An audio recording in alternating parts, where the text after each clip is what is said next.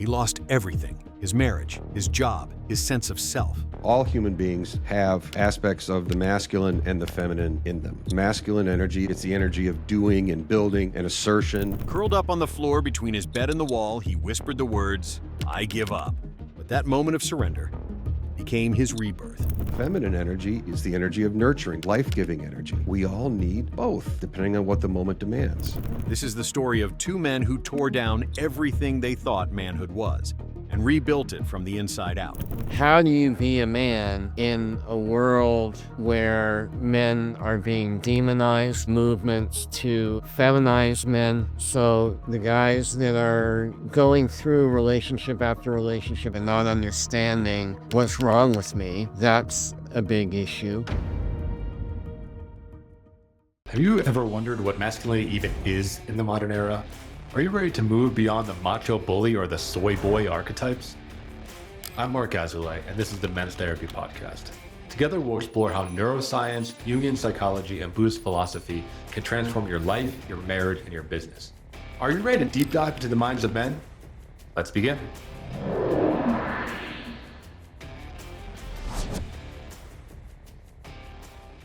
Hello, welcome back to the Men's Therapy Podcast. I'm your host, Marc Azoulay, and I'm here with two guests this time. We got Mark Johnson and Geoff Laughton. They run a company called the Undaunted Man, which is also located here in Colorado, where they offer coaching for guys about relationships, business, whatever you're looking for, as well as groups and retreats. They have one coming up called the Silent Summit that I'm really excited. I pitched it to some of my MTO clients, so I'm excited to get to know you guys a little bit better. And hopefully it's the beginning of a great partnership and collaboration. So Mark and Geoff, welcome to the show. Thanks Thanks for having us. Yeah, so I always like to start with, the personal story, like what got you into this work?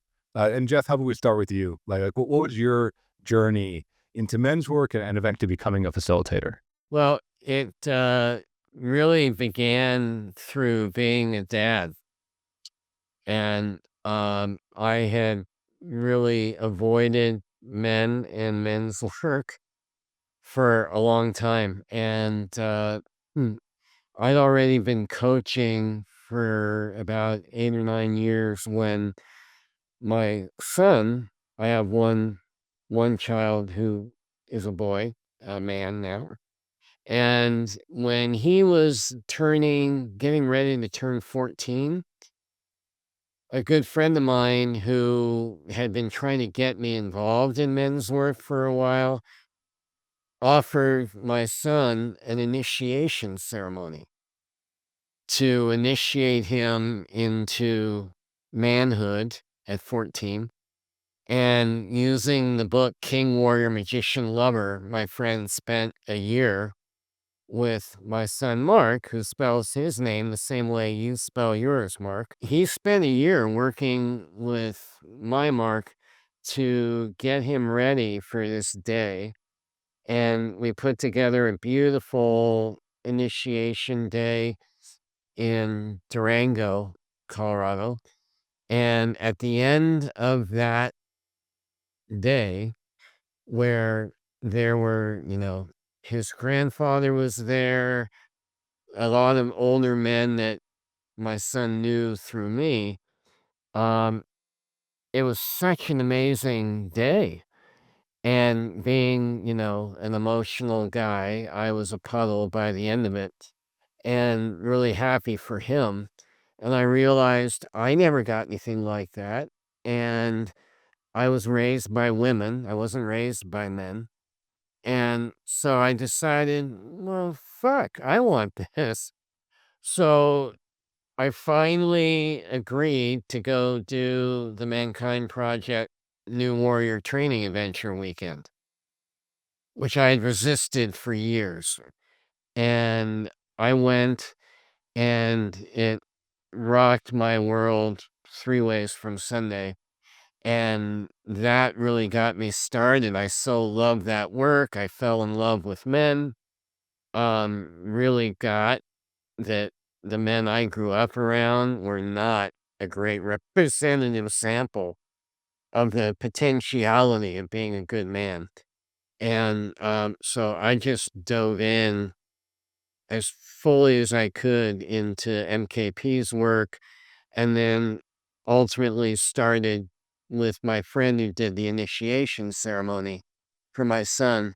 He invited me to start a company with him using King Warrior Magician Lover as a whole center of a workshop to help men get connected to their internal guidance. And that was really great. And from there, that ran its course. And then I started my own thing. And then Marc came into one of my groups, and then we became business partners, and the rest is history.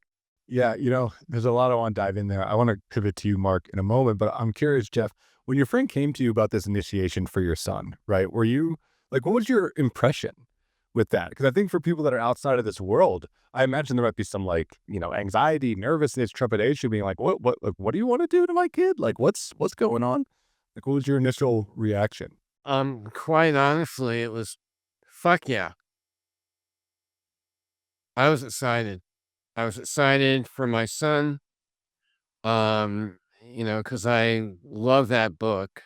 I found that book really helpful for me. And, my friend David, who put all this together for him, he and I were best friends, and I had done some work with him as his client. So I knew that my kid was safe. He'd already known my son for 5 years before he made this offer. He met Marc when he was about 9. And so I didn't have any issue with it at all. I was just excited for Marc and really happy that he was going to get something that I never got, and that he was going to be doing it with a lot of men that I knew pretty well, like my dad. And it was nothing but excitement and a lot. I was moved by the opportunity. Yeah, that's a beautiful story. And I'm sure we'll dive into the importance of initiation and what that can look like, whether you are a young man or someone that's in their 40s, right, that's coming to it later in life. Let's put over to Marc. Or just one little PS to that. And after I did the New Warrior Training Adventure weekend, my dad did it. And I got to be at my dad's weekend. And then when Marc turned 18, he did it. And my dad and I were both at his weekend. So we had 3 generations of men in one weekend. And that was a peak experience. Yeah. And listeners, if you're curious about that, we have an episode with Desmond Cohen, actually one of the MTO clients who did the weekend with his father. And we talk about that, of like that generational thing and kind of growing up in a family where men's work was the norm, which I think is, it's still rare, but I think it is something that is starting to happen, or we're being more conscious about this type of stuff. But yeah, Marc, I'm curious about you. Tell me a little about your story. What got you into this and doing what you're doing now? This almost seems like the natural progression of my entire life. I was always an introspective kid. I was the kid that I was the one that was either organizing the neighborhood football games or bike rides or whatever it is that we were doing, or I was out in the woods by myself. But I was always a real introspective kid. My dad would tell me, he told me a few years ago that he always saw me as a seeker in the spiritual sense of that word, even when I was young. And then in the 90s, I got married young, I got divorced young, and that divorce created a crisis of who am I and what's going on and why did this happen, and trying to understand myself. And that became like a much deeper kind of introspective period of my life, which led me to do some group work with Psi seminars. I worked with counselors. I tried therapy for a little while. And then I was still really struggling after the divorce. I did not have myself together at all. And I ended up losing a job as a result of it. And that firing kind of triggered a spiritual awakening for me. And it was one of those where it was my version of hitting bottom. So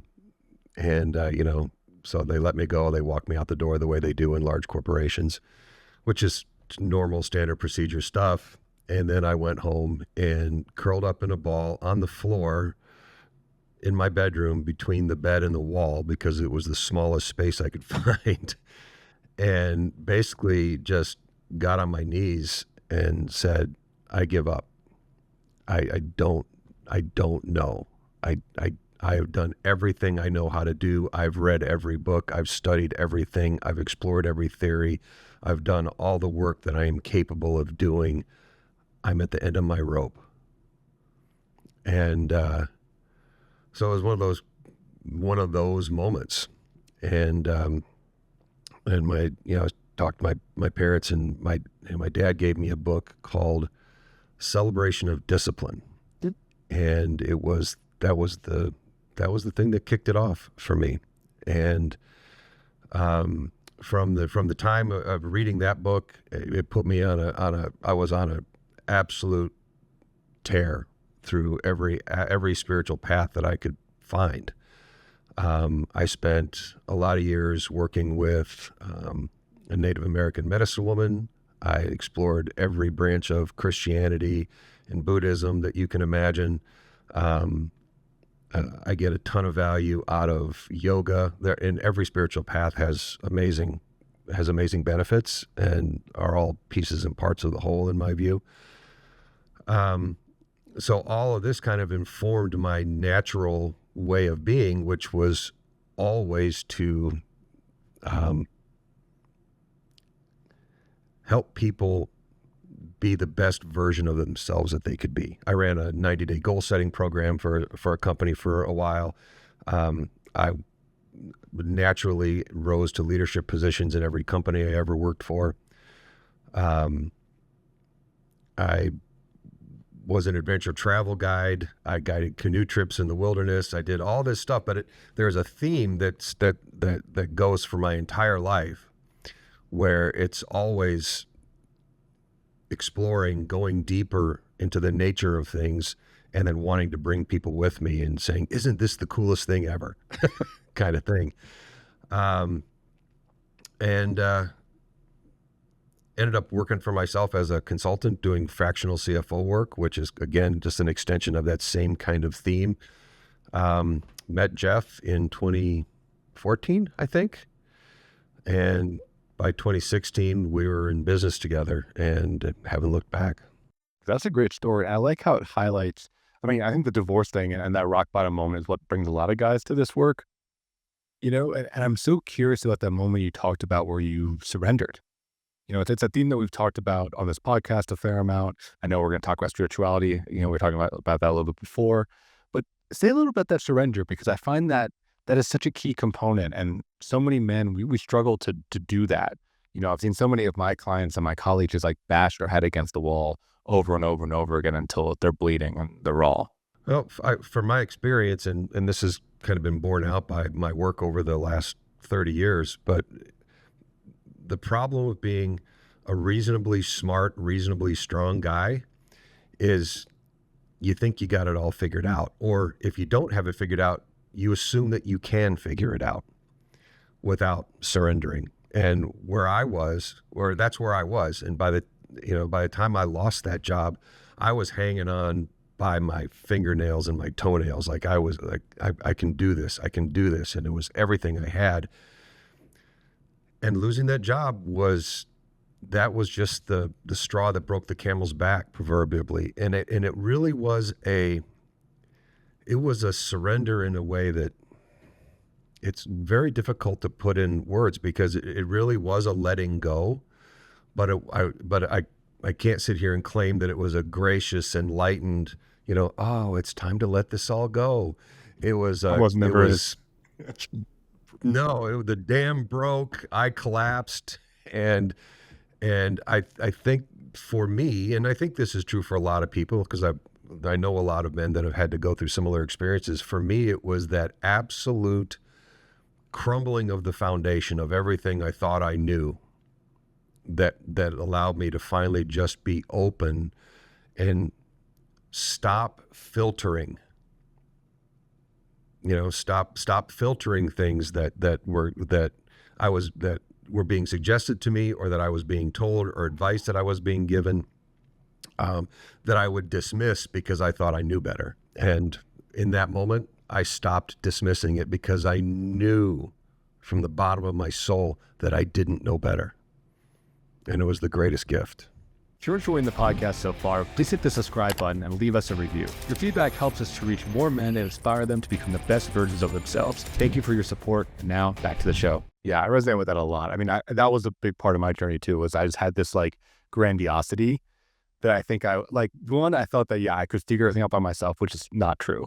And two, I thought that my problems were like particularly unique or special, and like nobody really got me, nobody really understood me until I had to take a big piece of humble pie. For me, it was recovery, going through addiction recovery and being like, oh shit, like maybe my collection of problems is kind of unique, but every single thing I've been through has already been solved 1,000 times, if not millions of times. And it's like, just like finding those resources and following and finding mentors was such a big part for me, just like not be on my own ass about stuff, So I'm curious for both of y'all, like you've worked with a ton of men, right? I think over the years, many men have come through your doors, been on your retreats, been in your groups. So for both of you, what are some of the common themes that you see men struggling with out there today? Like what's going on out there? I'll start. One of the biggest that we run into all the time is relationship issues, particularly how do I be a good man, good husband, good father, when for a lot of men in our community, they didn't necessarily have great models for that. And then add in the fact that there's so much, everything that's been going on for a long time around, what's a good man, what's toxic masculinity, which we don't believe in anyway. The issues of how do you be a man in a world where men are being demonized a lot and, being definitely movements to, in our opinion, feminize men. So the guys that are either going through relationship after relationship after relationship and not understanding what's wrong with me, that's a big issue. And also, being able to get off the hamster wheel of endless distraction.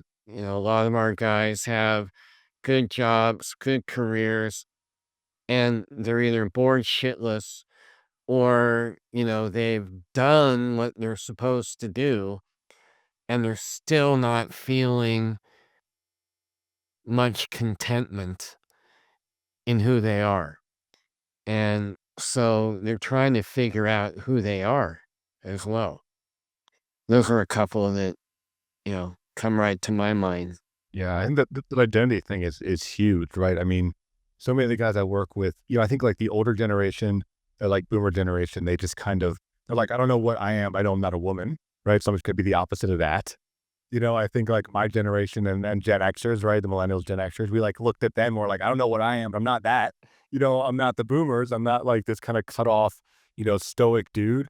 And then Gen Z, I think, is just getting flooded with everything. I mean, whether it is, a lot of this red pill Andrew Tate stuff, whether it is, a lot of the like complete breakdown of gender, completely, right?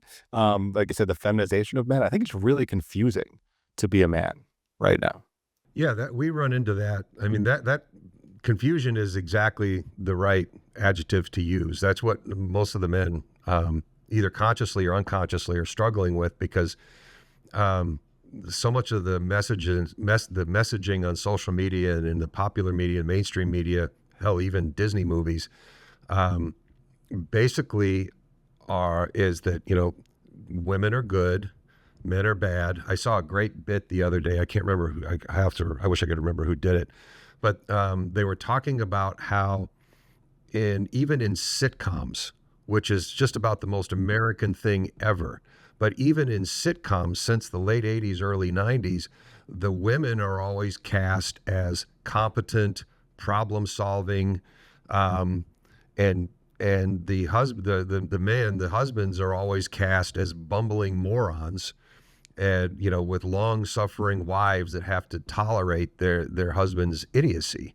I mean, this stuff started back with the Honeymooners with Ralph Cramden. Even Jackie Gleason back in the black and white days, they were the 50s or early 60s, I think. Ralph Cramden was a moron. I mean, he's a good guy, but he was a moron. And it was his wife that had the whole things together because she was the one that was competent. And that's been the messaging. And that messaging has ramped up. And it's, if you're familiar with a hockey stick, it trended up, and then shot up. In the last 30 years, it's shot up. And so the cumulative effect of that endless messaging is men looking in the mirror going, well, wait a minute, I'm a man and I'm not like that guy. I'm not like Ralph Cramden. I'm not like Jim Belushi, and according to Jim, I'm not an idiot. So, but I'm being told that because of my biological sex, I'm inherently an idiot and inherently broken and need to be fixed. And then there are conflicting messages about how that we should fix ourselves. And so you get, like you mentioned, you get the idiots on one end of the spectrum, like Andrew Tate, and then you get the people on the other end of the spectrum that think that all men are flawed and the only good man is a feminine man, and that simply isn't true. And we think we've got a good answer for men that live in that confused place, because we don't pretend to know what's best for any individual man. What we offer is a method or a compass, or better yet, a method that helps you each man identify their own internal compass and find their way according to their values, their priorities, their inner values, their inner senses, and their discernment. And that's what matters. It's not about, well, you should imitate Andrew Tate or Rollo Tomasi, or you should imitate, I don't know, pick your male feminist model of the day. It's not that you should emulate any of those other men. It's that you should look inward, figure out who you are, and go that way. I want to hear more about that, because I think you're right. I think most men look out and we're like, I'm not any of these assholes, right? Like, I'm not any of these people. And there are all those stereotypes. Like you said, there's like, like the bumbling dad, right? That's like kind of embarrassing and incompetent. Or there's like on the other end, there's like, Steve Rogers, like Avenger level. You're like super jacked. You always have the right answer, which is like also not possible. Or you have, these like Andrew Tate goons, or you have, I don't know, right? Like all the models out there. You're like, what? Like, who are these people?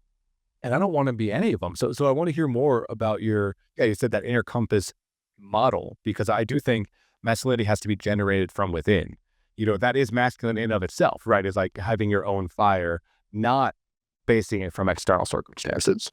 Right. Well, our perspective is that all human beings have aspects of the masculine and the feminine in them. And those energies have their own signatures. Masculine energy is the energy, it's the outward energy, it's the energy of doing and building and aggression and assertion. Men and women have that, and frequently many of the women that we encounter that are criticizing men for being that way are very firmly grounded in their masculine energy, all while they're telling men it's wrong for them to be grounded in theirs. And feminine energy is it's the energy of nurturing. It's the life-giving energy. And we all need both, depending on what the moment demands.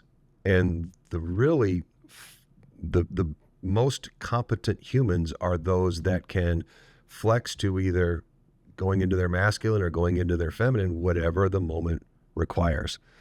But the ability to do that is dependent on our ability to discern what the moment requires, and that is an inward journey. It's not a what would Andrew Tate do or what would Steve Rogers do.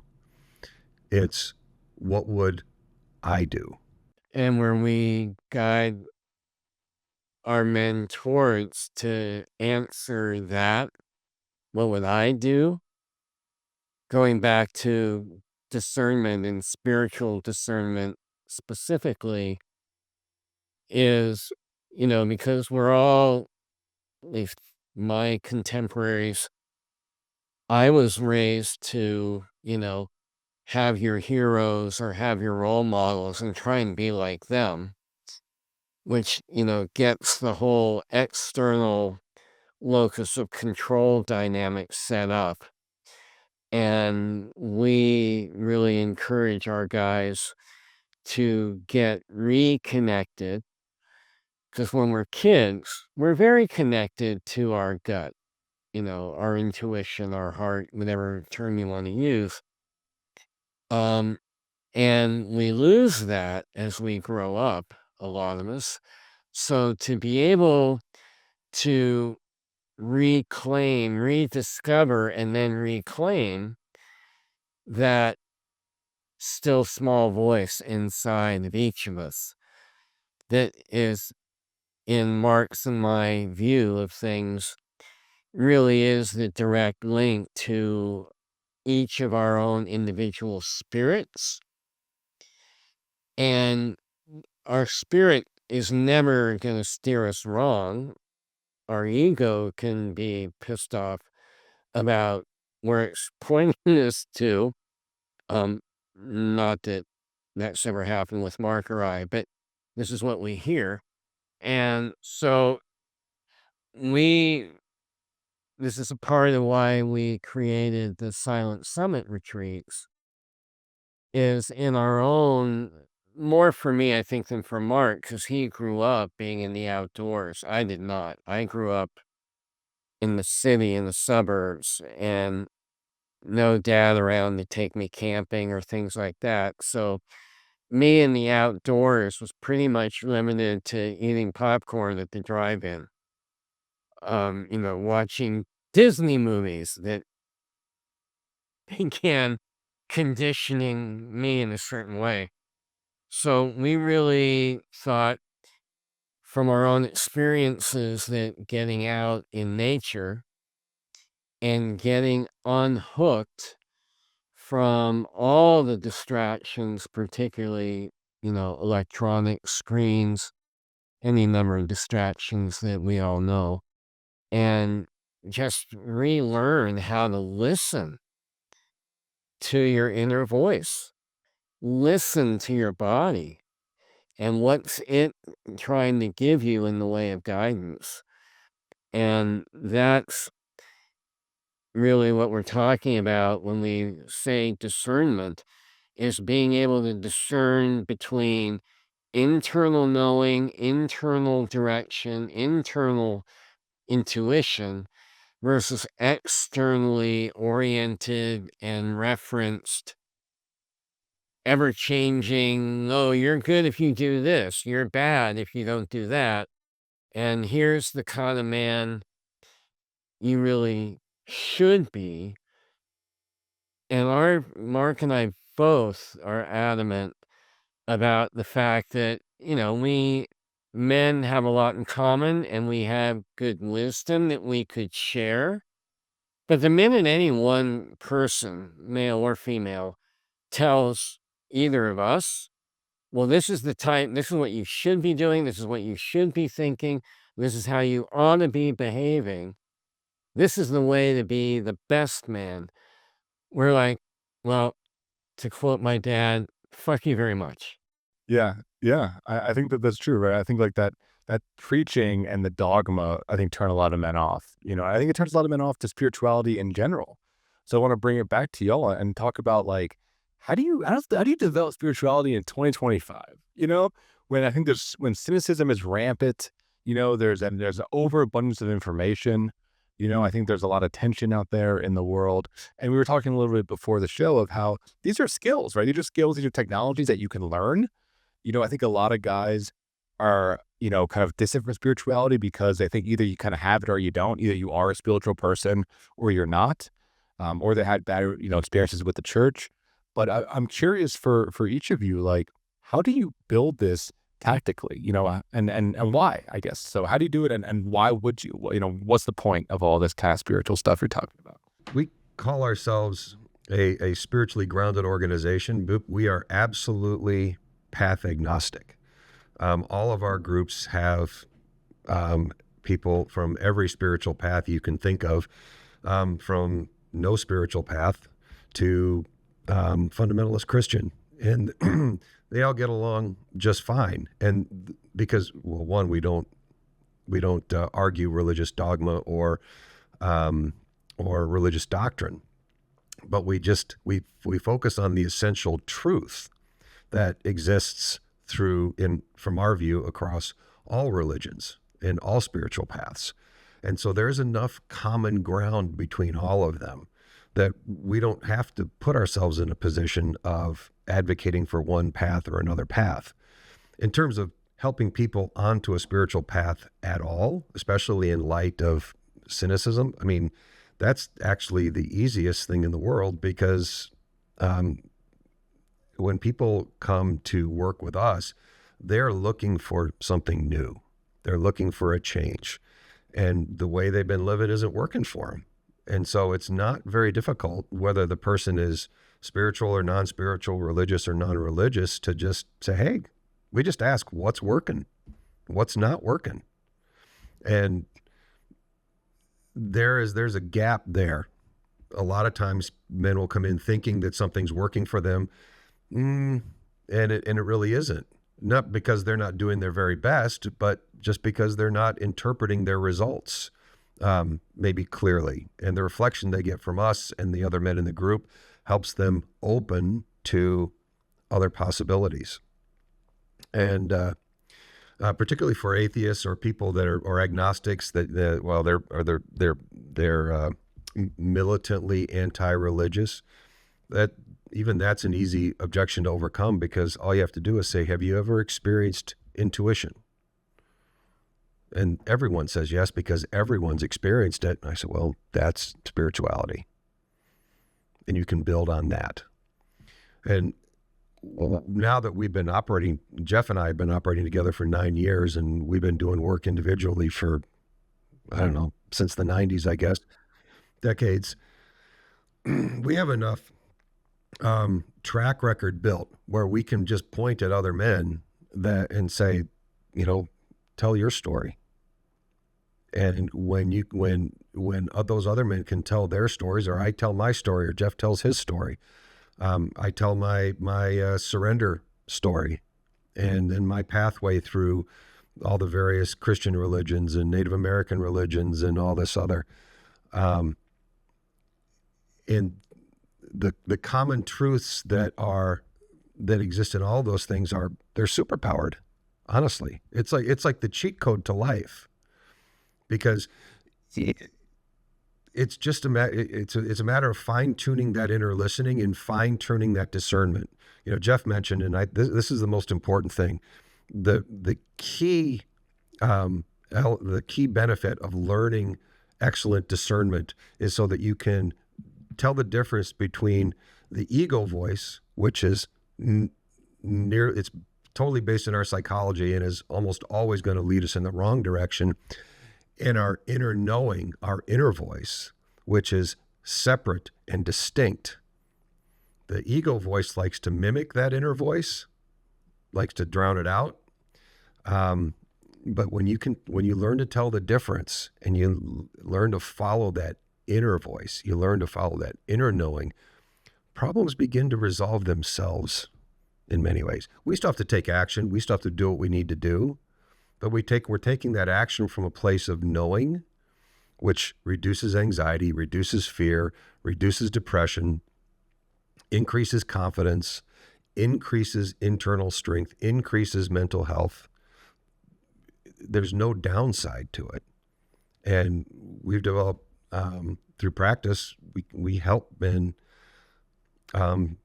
discern between their spiritual voice and their egoic voice.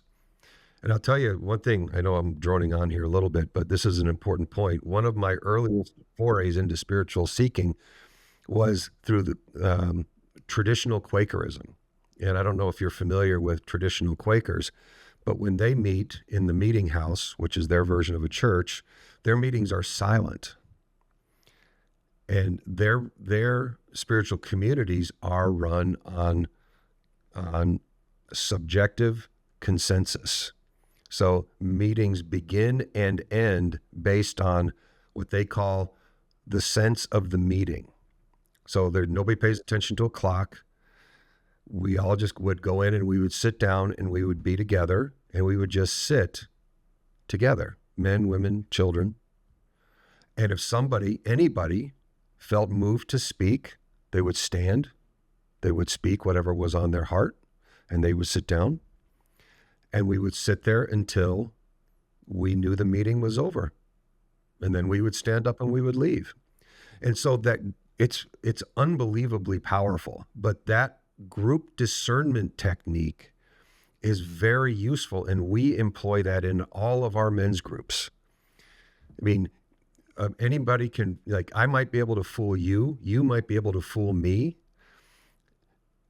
but if we're sitting in a group with 5 or 6 or 8 other men, there's no way that either one of us can bullshit everybody in that room.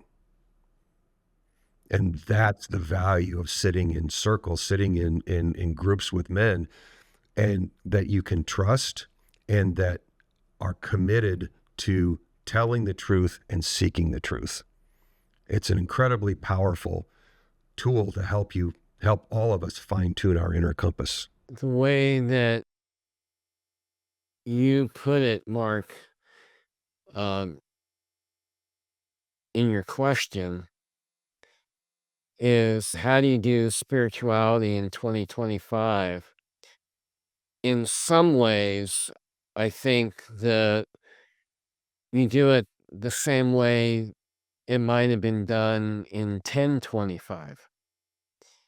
There are spiritual principles that were on stone tablets, right? Allegedly. But the window dressing is different. The distractions are far more numerous now, technologically and otherwise, than they were when Mark and I were young kids. But it's still, I know for me, to get to my spiritual path, I had to first break free of a lot of the shit that was dumped on me by religion.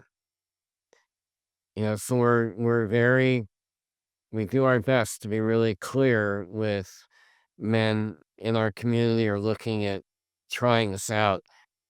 We are not a religion.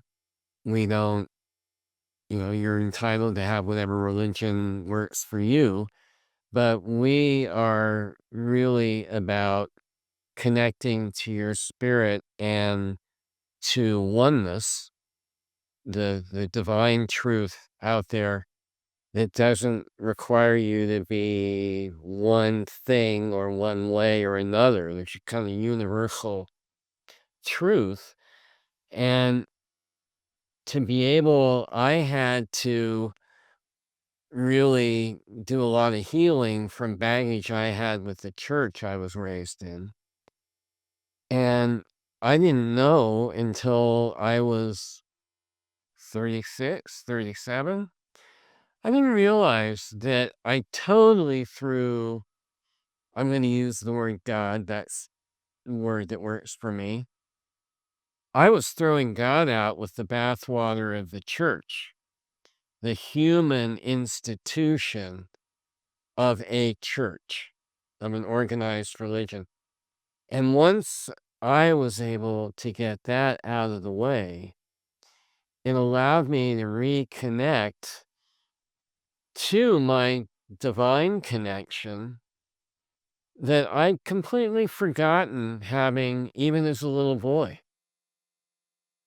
I was very connected to Jesus and to God, not in, again, the theological way, but that energy that was informed by the lore of, I still remember those comic books. Mark, you probably had some when you were a kid too, of the Classics Illustrated, where they would take like Treasure Island and turn it into a comic book so that, 9-year-old pinheads could get introduced to literature. And there were books like that and comic books about Jesus and the 12 disciples, blah, blah, blah. And I always connected with that whole imagery, and even in church, sacred music, organ. I mean, all that stuff spoke to me. And it got polluted when I was a teenager and saw the politics of every church, every congregation. And so I think being able to distinguish out institution from universality is a really helpful stepping stone to get back to what one's spirituality really is. Have you ever found yourself in a situation where you wanted to open up, but you were afraid that it wouldn't be taken well? You ask yourself, what's the point? Nothing's going to change anyway. So you do what you always do. You push it down, numb out the pain with a drink, a night out, or pornography. I've been there myself, and I know that men lack the outlets for emotional expression, which is why I founded Men's Therapy Online, a healing hub for men's mental health. If you've been knocked on your ass or just crave meaningful connection, join Men's Therapy Online, a community of men who just get it. We offer individual therapy, men's groups, and powerful retreats, all led by licensed therapists. At Men's Therapy Online, we will help you to get back on your feet and take your life to the next level. Start your journey today at menstherapy.online. As you're both talking, I'm thinking about the book you mentioned, right? King, Warrior, Magician, Lover. And listeners, we've done a ton of shows on that one. You can look it up.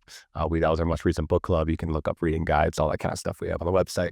But what I see in so much of the discourse around modern masculinity, it's all the warrior, right? It's either like you're over warrior, right? You're that like toxic masculine thing. Again, I don't believe in that word, but everyone knows what it means, right? Or you're a coward, right? I think, right? It's like all in that warrior spectrum. But as I hear both of you speak, you're talking about lover, right? You're talking about magician.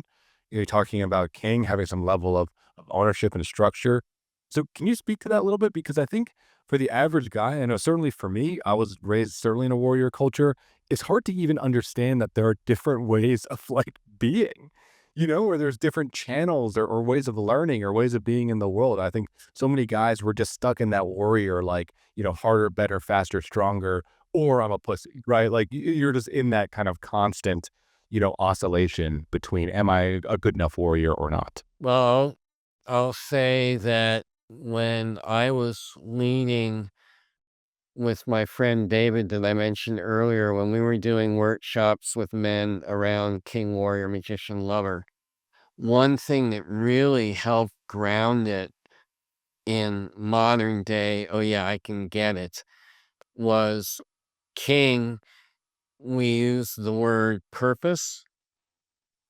Warrior was about presence. Magician was power. And lover was passion. So purpose, presence, power, and passion. And we emphasized that, like a lot of men that would go through the weekends that we did would, in a way, seem to they ended up deifying King, because that is the energy of purpose. That is the archetype of, why am I here? Why do I even get up besides the fact that I wake up? And all four are crucial. It's the same as masculine and feminine. We need those two, And we have all four of those archetypal energies.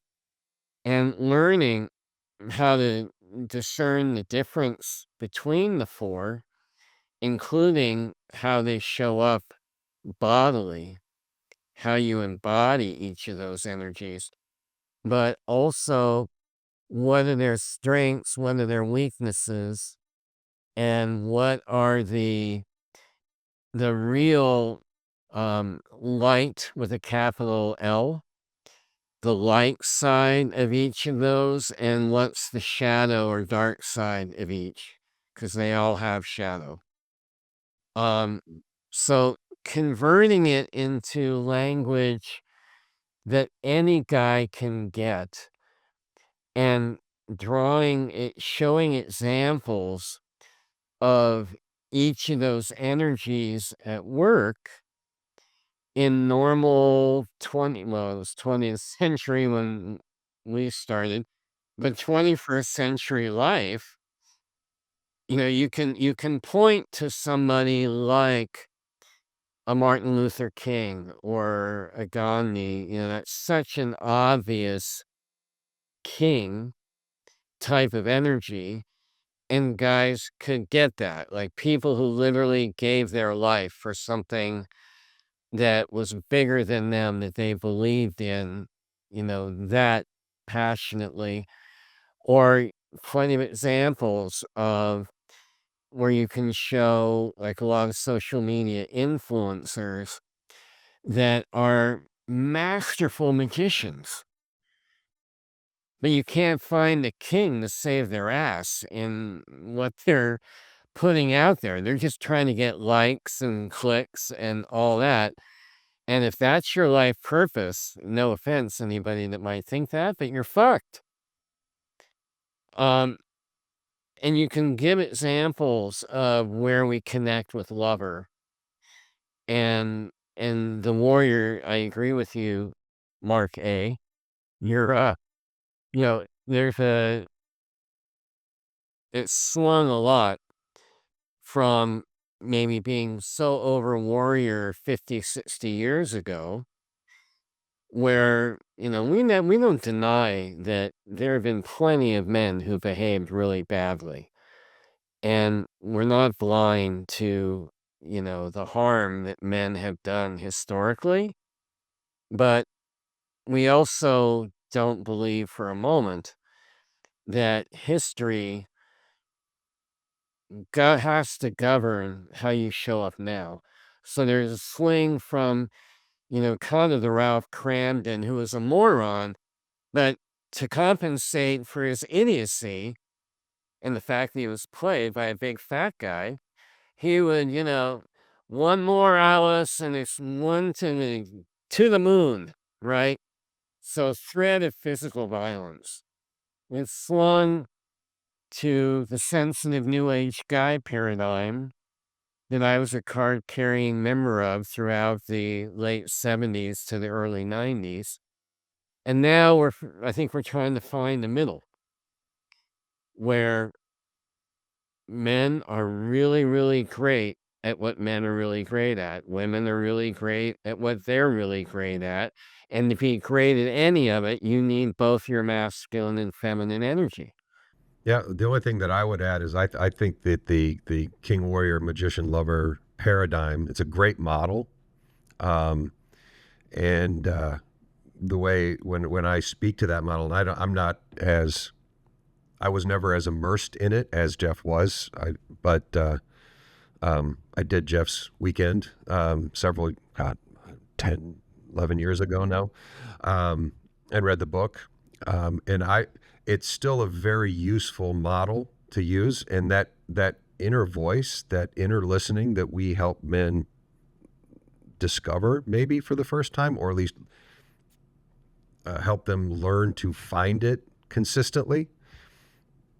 I term that as the king, because the other aspects of that masculine paradigm, when they are at their best, operate in service to the king. And you don't want any of the other aspects to run off and do their own thing, even if they're on their light side and not on their shadow side, they're still running, let's just say, what's the word? With incomplete information, undirected. And so even the most and see, the lover is clearly a, shadow masculine, shadow. It's a nice guy, shadow masculine. Shadow lover is nice guy, right? But we have known thousands of the most well-intentioned, passionate, nicest guys you'll ever want to meet. And they are miserable, sad cases because they are self-sacrificing and believe in their heart of hearts that if they could just be nicer, that someone will finally love them. And of course, none of that's true. Firstly, because they're not actually giving, it's a manipulation. And second, because this is something that we can either go down this road or not. Nobody likes a weak man. Nobody. Men don't like weak men. Women don't like weak men. We heard people talk about it even at the big tent. We heard people talking about, well, men should be like this. And there were sessions where I walked out the door and I was talking to Geoff and saying, I don't know if I can come back, because I was so angry at the idea that there were people there that want to manipulate men to be the way they think they should be, instead of empowering each man to be the best version of themselves that they can be according to their own personal values, desires, pathways in life. So, and that is a fundamental truth. Nobody likes a weak man. But that doesn't mean that you have to be Andrew Tate. You don't have to be a power lifter or a bodybuilder or a jiu-jitsu expert or Jocko Willink to be a strong man. Yeah, let's talk more about that kind of as our final question. I like that idea, and I had a similar experience at the Big Ten Summit, so we could talk a little bit more offline about that. I think Geoff and I were chatting about it during the actual event too. But yes, I think there's this idea of what is masculine strength. And I agree, right? It's not just physical strength, although that does help. I mean, there is something about being fit. Whether you're a power lifter or an endurance athlete or a yoga master, like there is something, I think, masculine about like taking care of your body and being capable, But I think you're also talking about emotional strength, right? You're talking about spiritual strength. You're talking about mental, intellectual strength, right? There's all these different types of ways. But I guess maybe pose the question in a different way is like, what is the modern man? And how does that strength manifest? No, of course, it's not a dogma or a commandment, but I think that there are some things that command respect from men and from women alike. I like the old words because I think the new words, there's an agenda behind most of the new words that doesn't serve. So I define masculine strength as character, like what we used to call good character. It's simple, because good character encompasses all those things that you just talked about, everything that you mentioned. That is good character. And each person manifests that character according to their strengths and gifts and weaknesses and spiritual leanings and talents and everything that makes them who they are. All of that manifests and expresses in the form of their character. And developing good character, we've known how to do that for millennia. Absolutely. I mean, we knew how to, ancient Greeks and Romans know how to develop good character. There's no mystery there, but most of those lessons have been forgotten, lost to time. But luckily, we still have a lot of the books. Yeah, luckily someone wrote it down. Yeah. And translated it. Yeah, and what I would add to that, I agree with everything Marc just said. And it's funny, this just came up this morning when I was out for my morning walk, that I was listening to a guy in one of our groups share about, how he had been raised that if a man cried, he was weak. So he was emphasizing, I've tried to be strong for my kids and strong for my wife. And it hit me that now, today, if not always, a strong man has character, and you don't get character without getting to bump up against all the ways you can shortchange your own integrity. And if you have no accountability in your life, character can be wobbly. Um, or to quote the great talking head, flippy floppy. Um, but authenticity to me is really the key to strength, being authentic with yourself first and foremost, being as real and blunt with yourself as you've got the balls to be, and then walk your talk. And when you fuck up, and you will, that you own that you fucked up, you clean it up, and you walk better from there. That to me is modern strength. I think it's well said. And I'm hearing, community, I'm hearing accountability.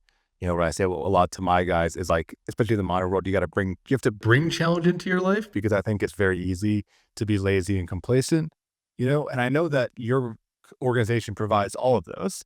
So as we're wrapping up here, can you share a little bit about the Undaunted Man and how you help men build character? How you help them really develop all the things we're talking about, that spiritual discernment, that sense of community, and ultimately becoming the best versions of themselves. Yeah, well, I mean, we do that. I mean, the way our groups run, we use that group discernment process that I talked about earlier, and included in that is a great deal of accountability and a high bar for integrity and truth telling inside the safety of our meetings. The meetings are absolutely sacred, absolutely confidential.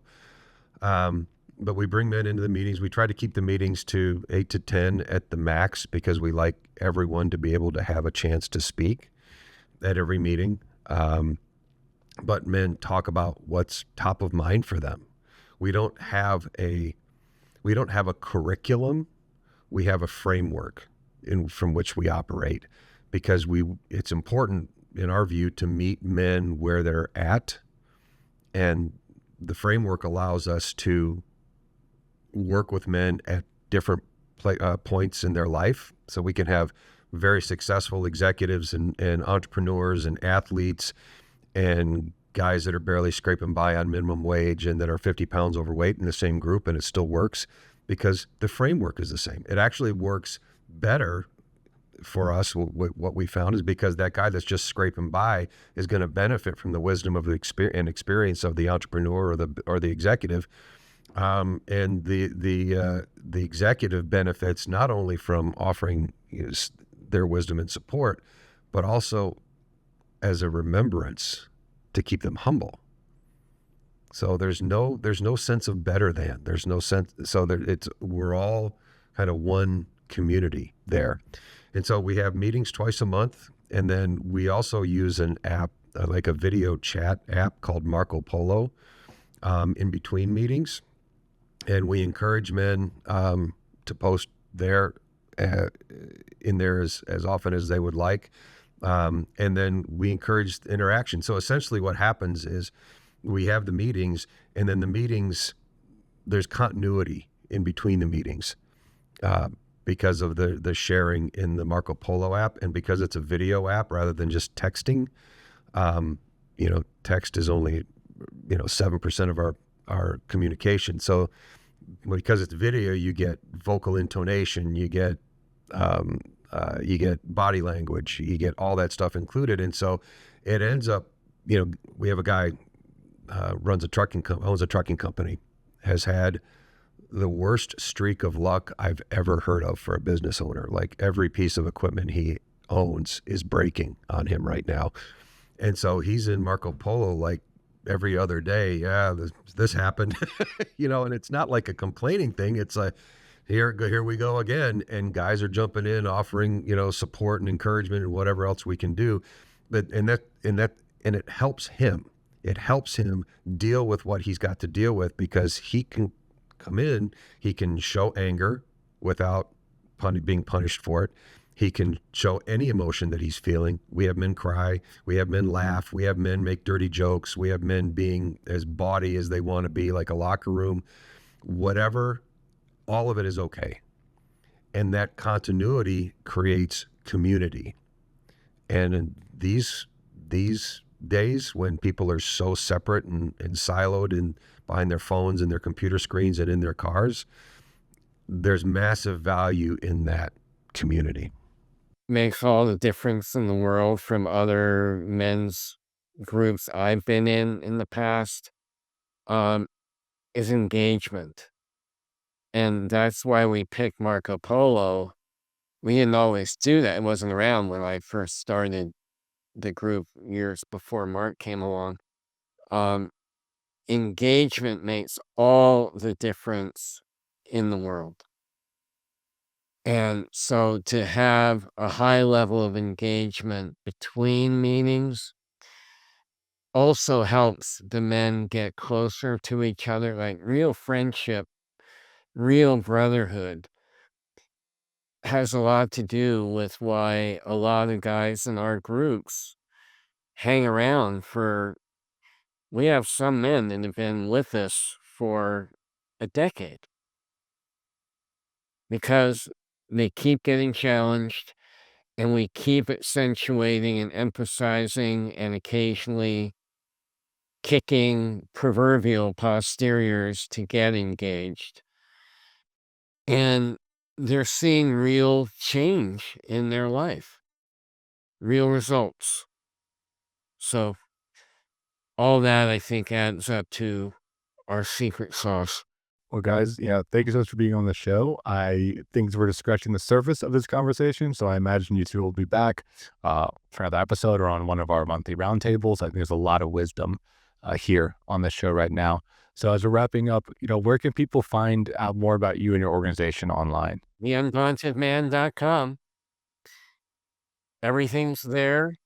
And we also have a YouTube channel, funnily enough, called The Undaunted Man, and lots of stuff that we have put and continue to put up there. And you can also find us on Instagram and LinkedIn under that name. Great. Everything's at Undaunted Man. Listeners, as per usual, all that stuff will be in the show notes. So you go ahead and click on those links, check them out. There's a lot to offer there. So again, thank you so much for being on the show. And listeners, thank you so much for tuning in. As you know, the Men's Therapy Podcast is part of Men's Therapy Online. All of our stuff is at menstherapy.online. We have individual, couples, and groups, and we also have a ton of content. So there's more podcast episodes than you'll be able to listen to. There's more blogs than you'll be able to read, but you can search and sort and find stuff that's relevant to you, where you are in your journey and what you're focusing or struggling with in your life. So all that is at menstherapy.online.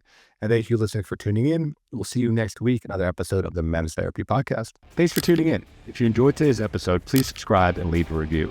And don't forget to visit menstherapy.online to learn more about the work that we are doing to support and inspire men. Until next time, keep moving forward.